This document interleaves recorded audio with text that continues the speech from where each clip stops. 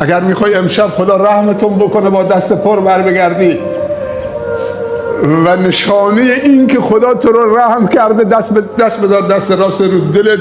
اگه دیدی دل آرومه، استقرار داره، اضطراب نداره، کینه ها تخلیه شده. علما میگن ایمانی از خدا به طلب که حلاوت و شیرینی اون ایمان تو دلت بچشی. بعضی انسان ها وقتی که با کل وجودشون ایمان میارن، حلاوت ایمان رو تو دلشون میچشن، حسش میکنن. الا به ذکر الله تطمئن القلوب. اول ذکر قلبه، عظمت و بزرگی الله در قلبه.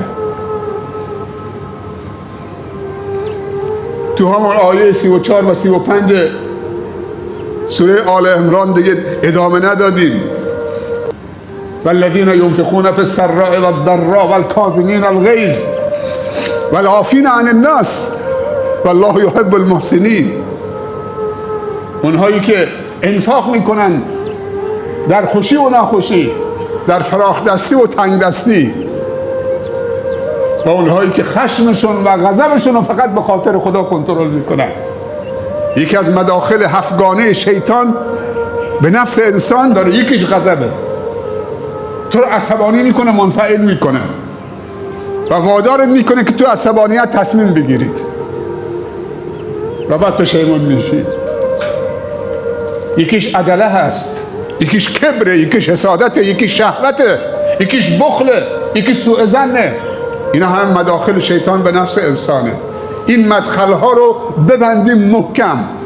اگر از کانال کبر نتونست واردت بشه، از کانال شهوت وارد میشه. اگه نتونست، از کانال حسادت وارد میشه. اگه نتونست، از کانال خشم و غضب وارد میشه. اونهایی که خشمشون رو عملی نمی کنن، کنترل میکنن. والکاظمین الغیظ. مشهور است که امام زین العابدین رحمت الله علیه یک کنیزی داشت. یه روز کاسه ظرفی پر از خورش آورد که سر سفره بذاره. دستش لرزید، اون ظرف خورشی افتاد تو دامن امام زین العابدین. اون کنیز فقیه بود، مفسر بود، عالم بود، آگاه به قرآن بود، درست کنیز بود. فکر کرد که امام زین العابدین داره عصبانی میشه، اینجا دیگه خشمش به اوج میرسه. بلافاصله این آیه رو خوند: والکاظمین الغیظ. تا گفت والکاظمین الغیظ، آیه قرآن رو برای امام زین العابدین خوند. امام زین العابدین در مقابل کنیزش گفت لقد کظمت غیظی. بلافاصله من خشمم رو کنترل کردم، خوردم، کظمت، کنترلش کردم. این کنیزی دید که امام داره جواب میده، وقافه، ایستاد نزد کلام رب العالمین، تخطی نکرد. گفت والعافین عن الناس، دنبالش اونهایی که عفو میکنن، مردم رو میبخشن، برای خودشون انتقام نمیگیرن.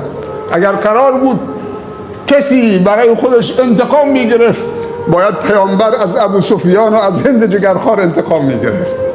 ولی تفاوت پیامبران که رحمتاً للعالمینن با تفاوت حکام و پادشاهان همینه. اونها عفو میکنن، اونها نمیتونن ببخشن. اونها برای حفظ ملکشون هزارها و میلیونها میکشن. فرعون چند هزار کودک رو کشت که ملکشو نگه بداره. و دیکتاتورهای زمانم اگه کل مردمشون رو بکشن، نابود بشن، به خاطر که حکمشون بماند، چه کل مردم رو فدای حکمشون میکنن. ابو سفیان 21 سال مبارزه کرد، یاران پیامبر رو شکنجه داد، وادارشون کرد که هجرت بکنن، آواره وطنشون کرد، در بدرشون کرد، مال و اموالشون مصادره کرد. سمیه رو شهید کردن، بلال رو شکنجه کردن. ولی وقتی مکه رو فتح کرد گفت اذهبوا فانتم الطلقاء، برید که همتون رو بخشیدم. حتی نگفت یا مسلمان بشی یا گردنت میزنن. اسلام باید عاشقانه باشه، اسلامی که درش نفاق تولید نشه، اسلام اکراه نباشه. عفو عمومی صادر کرد. پیامبر رحمت الله للعالمینه میگن یکی دشنام داد به حضرت عیسی سکوت کرد و دستش بلند کرد گفت اللهم اهد قومی فانهم لا یعلمون. خدای ببخشش. یکی گفت دشنام داد، گفت اون کاری که ازش برمی آمد انجام داد، منم کار پیامبری خودم انجام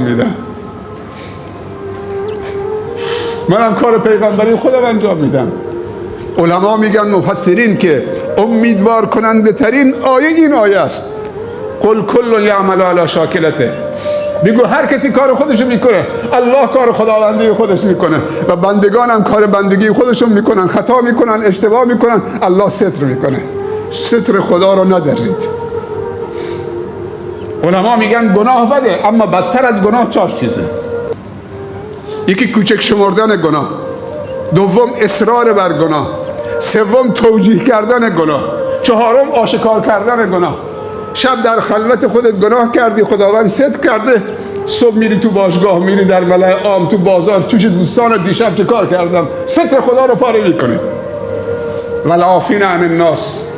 کلمه بعدی گفت لقد عفوت عنک، برو که بخشیدمت.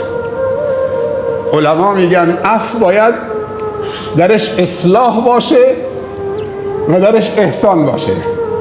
بلافاصله دید که جواب داد، گفت والله یحب المحسنین. خداوند انسانهای نیکوکار رو دوست داره. گفت برو که آزاد کردمت در راه خدا، تو دیگه کنیز من نیستی.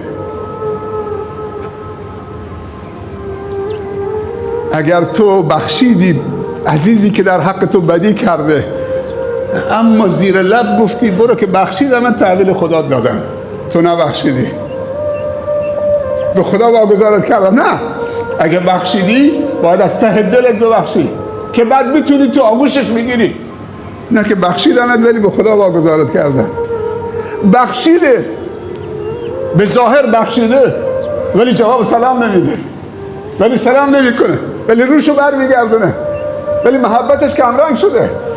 امام زین العابدین گفت برو که آزادت کردم. این میش میگن احسان در عفو. والله یحب المحسنین آمده بعد از والعافین عن الناس. الله اکبر. وقاف بودم.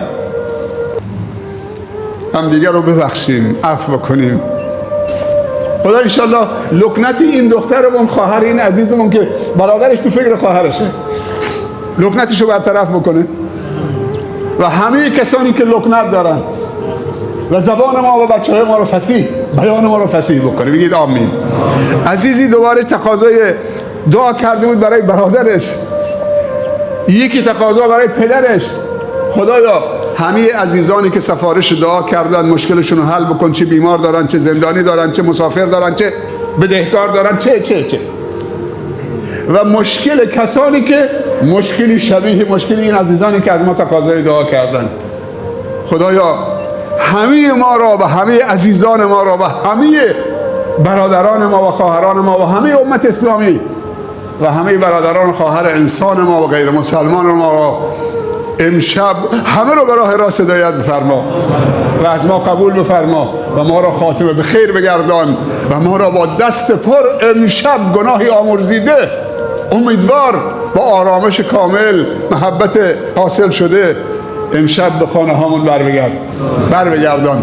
خب یک سلام دیگه مونده، بعدش هم وتر با هم سلام بعدی میخونیم، بعدش هم وتر میخونیم، بعدش هم برادرمون ستار دعای مناجات میکنن.